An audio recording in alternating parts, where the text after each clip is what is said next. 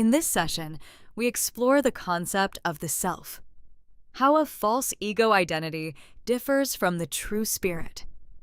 Drawing on the psychological metaphysics of A Course in Miracles, we will examine how our inner framework shapes perception, behavior, and ultimately our experience of peace or conflict. The problem is not the external world, it is the way the mind interprets it. The ego insists we are separate, isolated, and on our own. The spirit affirms we are unified, limitless extensions of our source. Suffering emerges because we try to hold both identities at once, which is psychologically impossible. The false self begins with an authority problem, the wish to author ourselves apart from our source. The ego demands autonomy instead of true dependence on the creator. Believing it has broken away, it becomes rooted in guilt and fear of punishment. This unconscious conflict drives much of human behavior. The mind is pictured as split into 3 levels. The superconscious holds direct knowledge of spirit and God. The conscious level is the ego's realm of shifting perceptions.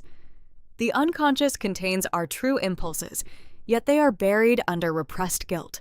The ego fears both our darkest and our highest potentials. Here we see the projection loop. First, the mind believes it is separate. Second, this belief generates intolerable unconscious guilt. Third, to escape the pain, the ego projects guilt onto others as attack. Fourth, the world then appears threatening, justifying more defense. In this way, projection literally shapes perception. This slide contrasts true power with its counterfeit. Grandeur, the power of the true self, is inherited from the Creator, expresses wholeness, and naturally extends outward, resulting in peace. Grandiosity, the ego's version, is manufactured, covers inner despair, competes to outdo others, and oscillates between suspicion and aggression. The ego turns relationships into special bargains. It first searches for someone to complete its sense of lack. Then partners trade selves, using guilt to keep each other bound. Finally, they form an exclusive union that shuts others out. This is a union without real union, because it is based on separation, not shared identity. The body can serve 2 very different purposes.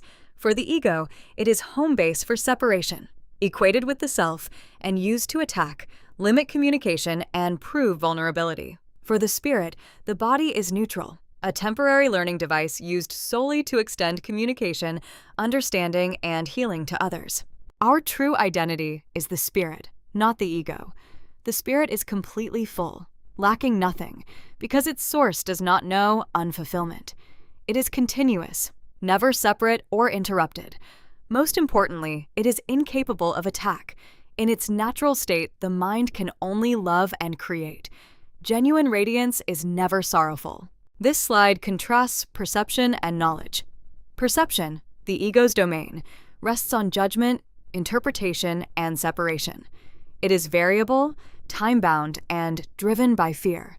Knowledge, the spirit's domain, is certain, whole, and unchanging, beyond evaluation and rooted in love. Clarifying perception is a prerequisite to genuine knowing. The bridge between ego and spirit is the voice for God, often called the Holy Spirit. It does not attack the ego. It quietly reinterprets every misperception. Its function is to provide the answer, not to argue with the question. Practically, it reframes all ego illusions as either expressions of love or calls for love. We can diagnose which inner voice we are following. The ego analyzes and fragments, hunts for errors, and is motivated by fear, promising endless seeking without finding. The Holy Spirit accepts and unifies, overlooks error to focus on truth, and is motivated by peace. Its promise is simple: ask sincerely, and clarity will open. Defenses can be reinterpreted. In separation, we use mechanisms like dissociation and projection to protect the ego and maintain distance. Through the miracle, the Holy Spirit redirects defense to safeguard the inner light and sanity. As our true self feels secure, it no longer defends against others, but naturally extends healing. The Holy Encounter teaches that we find ourselves in others. How we see, treat, think of, and help another person becomes the template for how we relate to ourselves.